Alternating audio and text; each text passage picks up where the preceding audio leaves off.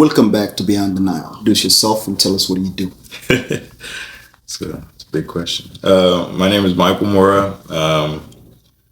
Should I tell my age? Nah. Now you ain't gotta go into the age. Yeah, just my favorite color is red. No.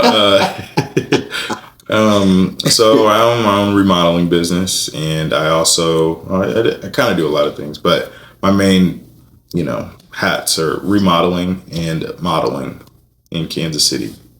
So, what inspired you to pursue this path as like a young dude? You could have applied for Amazon. You could have worked at the airport. You could have done anything. Yeah, what inspired you? Yeah, I almost did it. I was almost trying to get you to go work. Hey, I really was, but I think that's when I started. This journey. Yeah. What's your inspiration? Like, is that something you looked on the TV? Is that something you always had in the back of your mind? Is there someone in your family that does it and you feel like... No, well, I found out later that somebody in my family was, doing it as far as like where I'm at now. But I guess the real inspiration was I got let go from a job, and that kind of opened my eyes and a little bit of, a couple doors of wanting to do something for myself. So I think...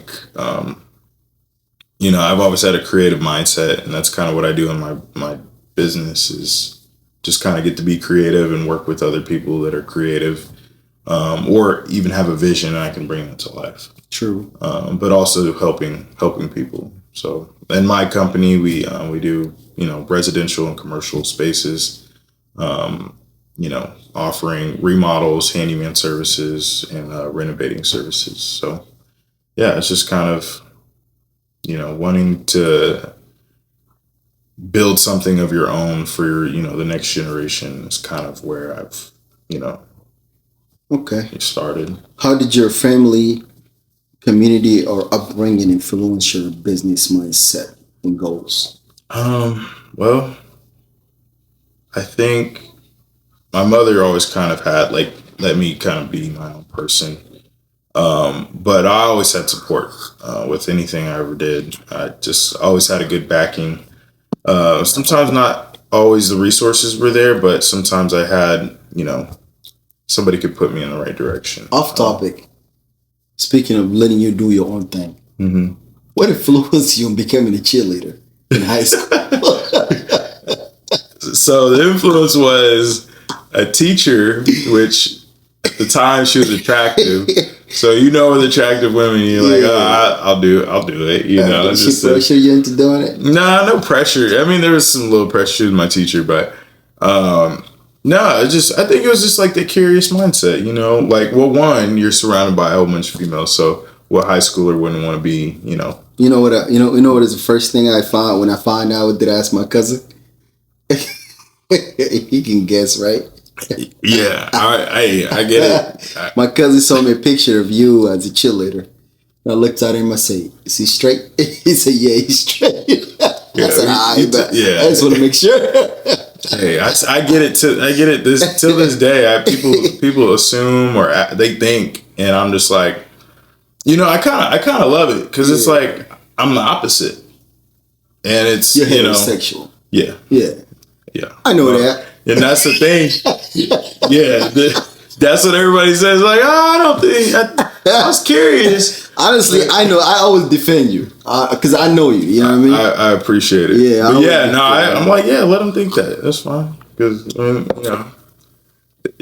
curious. But I like people to ask and not just assume. So I respect it. But yeah, no. Do you wear the skirt?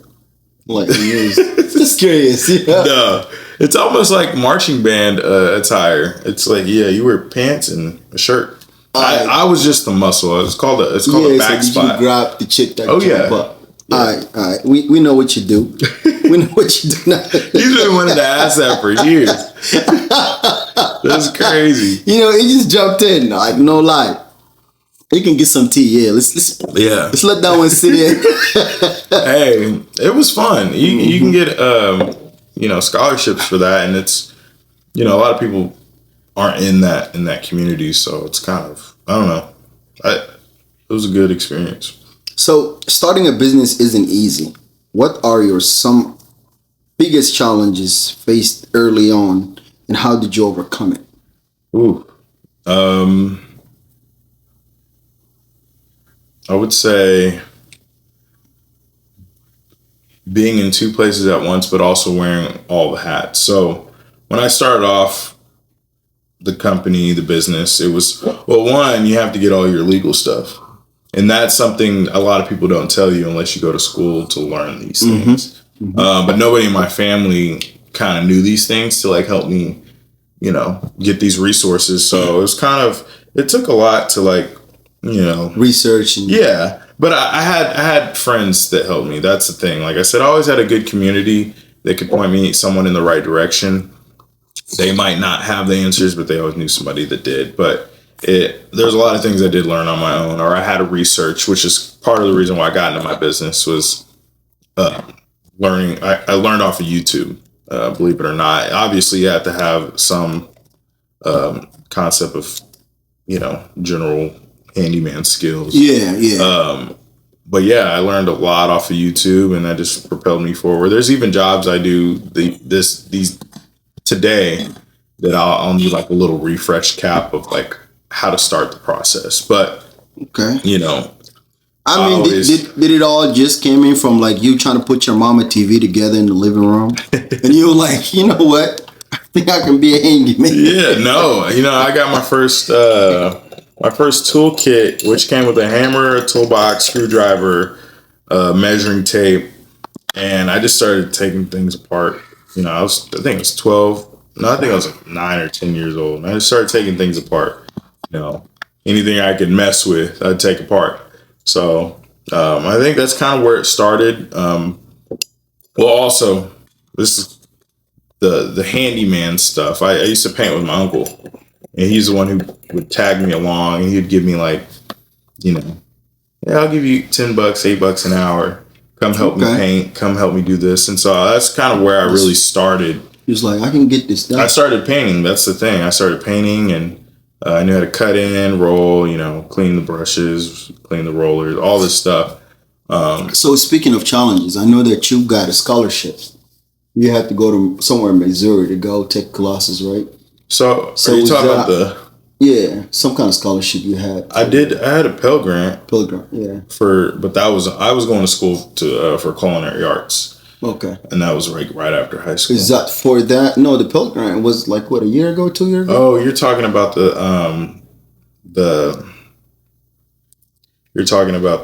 for work has something to do with it's not a scholarship. It's a grant. Yeah. Yeah, it's a small. Is that part of your obstacle? Is that part of something that releases some kind of stress from you? It trying did. to get your business together. How did that help you? Just in case someone is trying to become a remodeler to homes and stuff like that. Yeah. So the grant, it was through Kansas City Gift, and they help Black-owned businesses, small Black-owned businesses. Did you went online to apply for that? Yep. You go online. You can go on their website. They just have a lot of resources. So even if you're not trying to win a grant, they have a plethora of. What's the name of the website? I don't know the actual. It's probably www.kansascitygift. Kansas City Gift. So make sure .org. Yeah, if you're trying to start a business and you're wondering like how to get money to support your business, get into Kansas City Kansas City Gift? Kansas City Gift. KansasCityGift.org.com. Look it up, search it up, and he won the grant.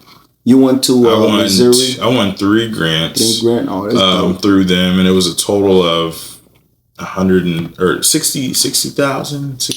But yeah, that's nice. Does that help you with your tools and all your stuff? Yeah, tools. I was able to purchase a new van. But I mean, like I said, it was a blessing to be able to win that, and but it was a learning process because I applied for that grant at least 2 or 3 times before I actually got my first one, and it was a learning curve. So I had to go back to the old days and build a PowerPoint, and I was like, I was never good at presenting PowerPoints. But it helped me learn a little bit more about my business and how to project it to people. Yeah, exactly. Yeah, learn the presentation and all that. So many people have ideas but never take action. What helped you to turn your ideas into reality? which is it by you working for your uncle, cleaning brushes and stuff like that, or what helped you to turn your idea into reality? I think wanting to have something of your own and call it your own. You know, I've had a lot of job titles, like a lot. I was an Uber driver. I used to work at Taco Bell. I used to be a server. I used to be a mechanic, you know, and I still do a lot of these things, but I'm obviously not serving. But it's just wanting something. Have you thought about being a juggalo or not? Not something you want to dive into? Yeah, no. He's starting to bring out some stuff. Okay. I mean, yeah, you know what? I tested those waters. I remember when you remember I went with you to a dancer guy who was trying to teach you how to dance. You were there? Yeah, I went with you. Where you were in the back? What? No, we rode together with our bikes, and then we'll pull up to him doing like a bachelorette party. But we were in the back, like watching for a second. Yeah, when he changed his clothes. Yeah. Bro, I forgot you were there. That is crazy. Yeah. Come on, Michael, I've been around you. That's crazy. Yeah, nah. So how that dancing thing go? I mean, I can't dance, so that's the problem. I can't dance. I wish I had some dancing coaches and classes, but I mean, people like it, I guess. They're like, you know. Hey, you know what I felt? I would say I'm better as a model. You know how I felt? I felt like, hey, I'm supporting a homie who's trying to do this shit. Yeah. Let's go. Hey, if the money's there, I'm there. That's the thing. Yeah, it was a good run, you know. But I created my own song. I had a little song too. It was cool. The last time I did it, the girl fell out of the chair. It was there's a video of it. But I made it work, you know. That's good. That's good. Was that like for you to get you into your dancing mood, but it never worked out? Yeah, it was always, it's not uncomfortable. It's just, I think too much when I start dancing. And so it holds me back because I can't dance. You put too much thinking. Yeah. Okay. How would you define excellence? Not just in business, but in life. Like, how would you define excellence? Define excellence. Yeah. Can I Google this? You can phone a friend. Excellence within, like, just in general, or within how would I define excellence? We can go to the next question. Yeah, I don't know. What role does purpose play in what you do, and how do you discover your own purpose? What role do I play? Yeah. I play... So my company is the guys next door, and I've always been the person that somebody can call. Whether it's you need somebody to help you with anything, a flat tire, painting a house, to put the TV up, haircut, putting his TV up, covering up that wall. You know, as a friend, I believe in you in a lot of things, except the haircut part. See, that's the crazy part is because he's never had a haircut by me. I was like, he's not touching my hair. I cut my own hair, by the way. So you do, right? Yeah. You did tell me that you do cut hair. But again, I believe in you in a lot of things, though, right? It's just the haircut I draw the line. Yeah, no, it's understandable. You gotta get the first cut, and then then you'll be comfortable. But yeah. No, I'm one of those people who find one barber, and I like how they cut, and after that, I don't want to go to anybody else. Yeah. Because I used to go to different people, and every time I go to somebody else, my hairline always turn out different. Yeah. So do you have a go-to? Yeah. Okay.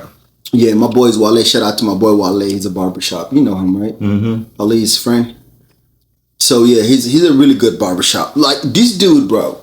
Like when I used to go to the first barbershop that opened up in the North Kansas City behind that court trip off of Inglewood. Mm-hmm.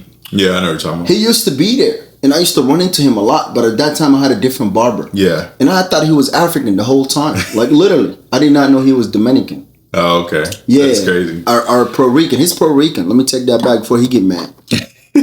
So he was Puerto Rican, and I did not know that because he's so dark skinned, mm-hmm. and he's big like Liberian people. Yeah. So I thought he was a Liberian dude. And until my cousin Ali introduced me to him. I think that's kind of my role within any of my relationships. You press it. Oh, you press it. Yeah. Okay. So But I enjoy that role. Not that I want people to count on me. I just want people to know that they can count on me for whatever they're kind of needing, whatever my services that I offer. So Les, if you need him for any service, make you call him. If your door didn't work, call him. Your door got kicked in. If your fans dropped, call him. If you're, you know what I'm saying, if anything that needs to be worked in the kitchen, make you call my boy, the guy next door. So, what role does what habit or routines keep you motivated and focused, especially during your tough times? What habits and routines keep you like motivated? That I would say, well, one, which I had to learn this recently, is manifesting. So speaking positive, and just getting things done. So sometimes, times are always hard. Times are always going to be hard whenever you're owning your own business. But just knowing that you're the only one who's going to make it happen. So I just keep going. You can't ever stop. True. You just have to keep going. So those are. I mean, that's an everyday thing.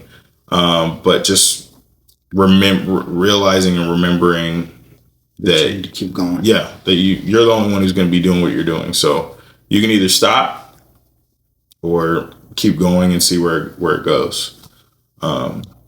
But I try to always be open-minded to new things. So, don't ever stay stagnant. Just, I believe in that. I believe in that even when you're sick, even when you're not feeling good. You gotta keep moving. Even if you gotta do one thing that day. Yeah. Like that's my motto, because I used to do cars. Yeah. Remember, like I used to do cars, and I just can't stay without making sure at least one car get finished. Yeah. Like, I don't care what's going on. What part you need. I go to the mechanic, go get the part. Like something has to be done, man. Like a day cannot go by with nothing being done. And once you have that mindset, it's hard to wake up and like not do nothing. Yeah, there will be days that you're like, I don't know what to do, but I will say one of the things that I do is write things down and make it a goal. Okay. So if you have your goals, you can just start checking those things off the list. Yeah. And you're always going to have goals. You're always going to have things in those that to-do list. But just self-improve every day. What advice would you give to someone in our community who want to start a business but doesn't know where to begin? Network and be versatile. Like talk to people within the same mindset. Not even the same. Well, it doesn't even have to be the same mindset, because you can learn a lot from somebody who has a different mindset than you. But just kind of, it's just really being open minded, because you used to do cars, right? Yeah. And so I learned a little bit about the going to the auctions and stuff like that. And I bought some cars with you and from you, and but always being open-minded to trying new things. And shoot, I could have even done what you were doing, but be different paths, but at least you have that knowledge. Yeah. So, just kind of being open-minded, versatile, and don't be scared about growing, because it's all growing. Exactly. It's all experiences. So you gotta close your eyes and just dive into what you believe in. Don't close your eyes. I mean, it's metaphorically. You might be diving into something you don't want.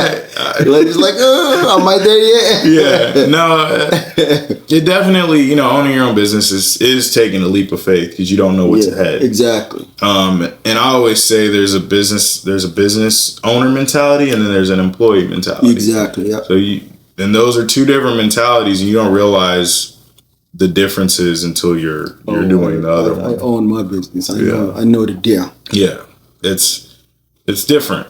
So where do you see yourself in your business in the next 5 to 10 years?